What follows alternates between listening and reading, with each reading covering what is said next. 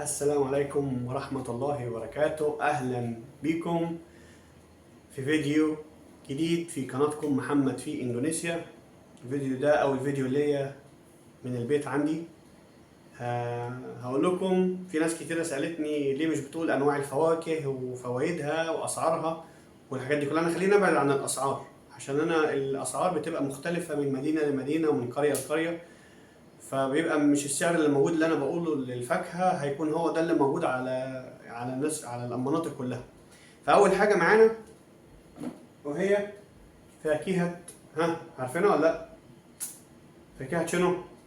فاكهه التنين او بيقولوا عليها الدراجون فروت. الفاكهه دي يعني في الدول العربيه سعرها غالي جدا جدا جدا جدا، لكن في الدول الاسيويه او في الدول الاستوائيه زي اندونيسيا وزي خلينا نتكلم على اندونيسيا افضل. الفاكهة دي يعني سعرها كويس جدا، مش غالي، وفي نفس الوقت فيها فوائد كتيرة جدا جدا جدا. خليني اقول لكم على الفوائد بتاعة الدراجون فروت او فاكهة التنين زي ما بيقولوا. اول حاجة فيها فيتامين A و B و C و E.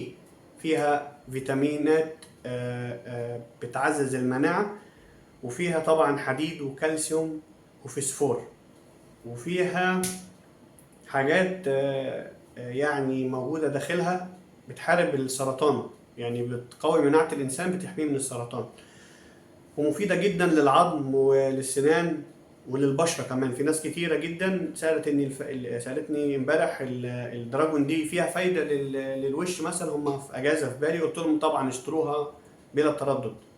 خلاص، أول حاجة زي ما قلنا الدراجون فروت. تاني حاجة وهي، عارفين إيه دي فاكهة السناك فروت أو جلد التعبان. فاكهة السناك فروت أو جلد التعبان، خلينا برضو نكتبها أهو. فاكهة سناك فروت. أوكي، دي برضو ليه أنا بكتب لكم؟ لأني بجيب لكم، يعني أنا مش دكتور، بس أنا بجيب لكم المعلومة صح. ممكن أنا بقول حاجة من عندي بس تطلع مش موجودة، فأنا بجيبها لكم من على الموقع نفسه. اسمها فاكهة التعبان، هي برضو فاكهة استوائية وكده. طبعا هي قيمتها الغذائية عالية جدا جدا جدا، مفيدة للكبد وللكلى. وطبعا بتتاكل في سلطات، تاكلها كده عادي من غير سلطات، تاكلها وانت ماشي في الشارع عادي. فيها بوتاسيوم وفيها فيتامين جيم، وكمان بتساعد على تحسين الهضم عندك. تمام. وعاملة كده طعمها يعني ما بين الموز والأناناس والتفاح. طعمها حلو جدا، يعني هي شكلها يخوف شوية لكن طعمها حلو جدا. خش على الفاكهة اللي بعديها وهي فاكهة، ها، حد عارف؟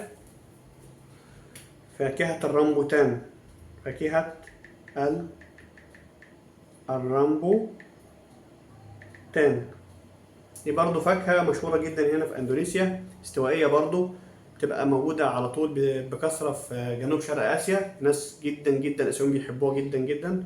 بتبقى متغطية كده بحاجة عاملة يعني شبه الشعر، لكن هي طعمها جميل جدا جدا جدا. يعني بتبقى كده يعني عاملة من داخل كده شبه العنب كده، من داخل عاملة شبه العنب الأبيض. فيها برضه حديد وفيتامين سي وكده. خليني بقى أفتح لكم كل فاكهة وأوريكم شكلها من الداخل. أوكي؟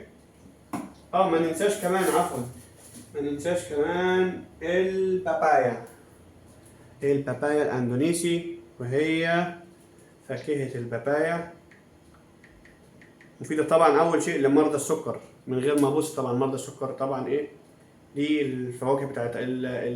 فيها برضو فيتامين A و B و C وفيتامين B1 و B6 وبوتاسيوم وكالسيوم وحديد، وفيها نسبة عالية جدا من انزيمات اللي بتساعد في الهضم وكده. يعني برضو جربوها لما حد هنا يكون موجود في اندونيسيا يجرب البابايا، طعمها جميل جدا جدا هنا. تمام. شفتوا كده البابايا من الداخل. خلينا بقى خلينا نقول بسم الله ونفتح الدراجون. هي طبعا ما بتتفتحش بالسكينه، ممكن تفتحها بايدك، بس انا هفتحها عشان بس اوريها لكم.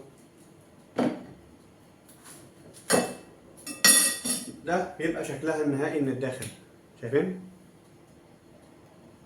يبقى شكلها النهائي من الداخل، شكلها جميل وطعمها اجمل.